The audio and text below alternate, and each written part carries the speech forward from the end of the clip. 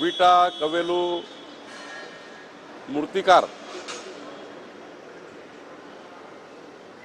यांना आता 700 ब्रासपर्यंत माती आणि लागणारी वाळू मोफत देण्याचा निर्णय शासनाने घेतला आहे।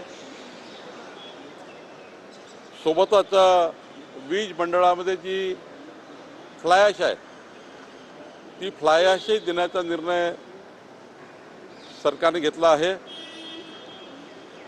अनेक दिवसापासून कुंभार समाजाची ही मागणी होती की आमचा पारंपरिक व्यवसाय टिकला पाहिजे, तो पुढे गेला पाहिजे।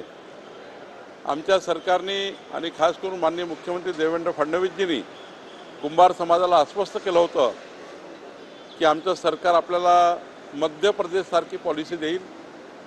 काल आम्ही कुंभार समाजाकरता ही पॉलिसी आणलेली आहे आणि आता राज्यातील सर्वच कुंभार समाजांना त्यांचा पारंपरिक व्यवसाय टिकवण्याकरता पुढे नेण्याकरता एक मोठी सवलत महसूल खात्याने दिलेली आहे।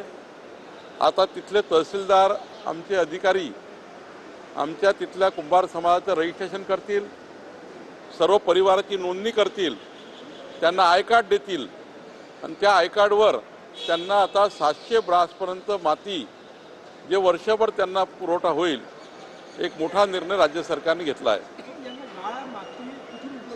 गाव तलावातून उपलब्ध करून दिलं जाणार का आणि ओळखपत्रासाठी मर्यादा किती आहे वर्षांची?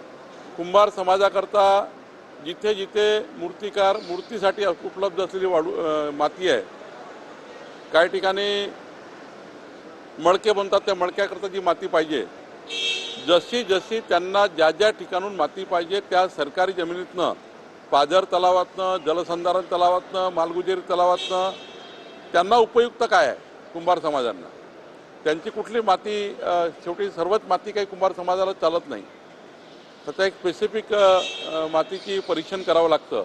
मूर्ती बनवण्याकरता गणेशजीची मूर्ती आहे, नवरात्राची आई महालक्ष्मीची मूर्ती आहे, दुर्गादेवीची मूर्ती आहे। या सर्व आता पुढच्या काळामध्ये मोठा फायदा या महाराष्ट्रामध्ये सर्व मूर्तिकारांना, सर्व कुंभार समाजाच्या गावागावातल्या लोकांना होणार आहे। रेडी रेकनर संदर्भात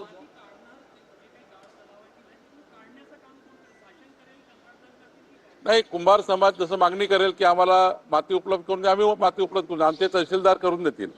तहसीलदारांना जबाबदारी दिली आहे, कुंभार समाजाची मागणी नोंदवल्यावर त्यांना माती उपलब्ध करून द्यायची आहे। रेडी रेकनर संदर्भामध्ये महत्त्वाचं एक आदेश काढलेला आहे।